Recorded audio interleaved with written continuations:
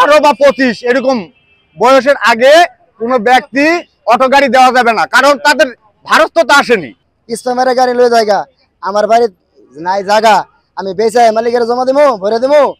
এটা আপনারা দেখবেন। মামা রিক্সা চালাইতে দিতেই হবে, বুঝছেন?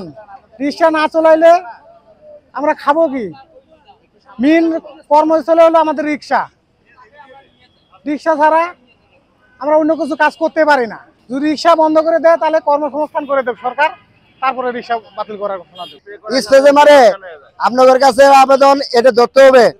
ইসলামের গাড়ি লয়ে জায়গা আমার বাড়ি নাই জায়গা, আমি বেচে মালিকের জমা দেবো, ভরে দেবো। এটা আপনারা দেখবেন। তার ছাড়া মনে করলে যে জায়গা ব্যাটারি লি জায়গা, ব্যাটারি এক সেট ব্যাটারি 70,000 টাকা দাম।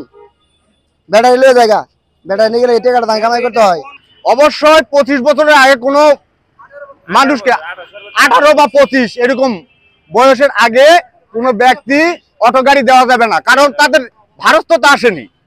তাদের যে জ্ঞানবোধ নাই, গাড়ির সামনে গেলে কি হবে, কোথায় লাগবে, তাদের রক্ত গরমে আলাদা। ওরা তো মেন্টালিটি ওরা বোঝে না। এগুলা পুলিশ ধরবে, সঙ্গে সঙ্গে অ্যাকশন দিবে, আমরা তাদের পক্ষে কাজ করব। কিন্তু যেটা করতেছে সিট কারেন্সি, একটা সিটের দাম কত? 800 টাকা। সারাদিন উপার্জন করে করে গাড়ি জমা দিয়ে কয় টাকা থাকে? 500 টাকা থাকে, 400 টাকা। এই যুগে 500 টাকা কিছু হয় না, বুঝতে পারছেন? একটা পরিবার চলে না, খুব কষ্টে চলতে হয়। নিশা টিশা খাওয়াইয়া গাড়ি ড্রেনের গাড়ি ফালায় গাড়ি লয়ে থাকা, বুঝছেন? পরবর্তীতে আর এই গাড়ি পাওয়া যায় না। আমরা কষ্ট করিয়া কিস্তিতে টাকা তুলিয়া একটা গাড়ি কেনার পর দেয়া তারা এইগুলো করিয়া নেয়া ফালায় একটা মরার লাগান করে 3-4 দিন লাগাত। 3-4 দিন পরে আবার জ্ঞান ফিরলে তারপরে জিগাইলে বলে যে এই কাহিনী করে গাড়িটা লয়ে গেছে। নিশা খাওয়া স্প্রে করে কি মাথার মধ্যে সারে, সামনে দিয়ে সারে সাইডা এই গাড়িগুলো লয়ে যায়। 10 মধ্যে প্যাসেঞ্জার উঠছে, প্যাসেঞ্জার উঠবে আর 7 নম্বর সেক্টরে যাবে। এখান থেকে আমার আখের রাজলক্ষ্মীতে খাওয়াইয়া পরে 29 নম্বর রোডে লইয়া পরে আমি অজ্ঞান হয়ে গেছি। পরে আমার গাড়িটা লয়ে গেছে। পরে আমি এই গাড়িটা আবার আমি কিনছি, ঋণ মিন হয়ে আমি গাড়িটা কিনছি। কারণ এই গাড়ি যদি বন্ধ হয় তাহলে আমরা কি করে খাইবো? একটা গাড়ি আসছিল 11 ব্রিজতে আপনার ওই 3 যাত্রী ছিল। 3 যাত্রী ছেলেটা আপনার রুমালটা ঝাড়া দেওয়া নেশা করে অবস্থা করে আপনার গাড়িটা নিয়ে ফালাই নিয়ে যায়।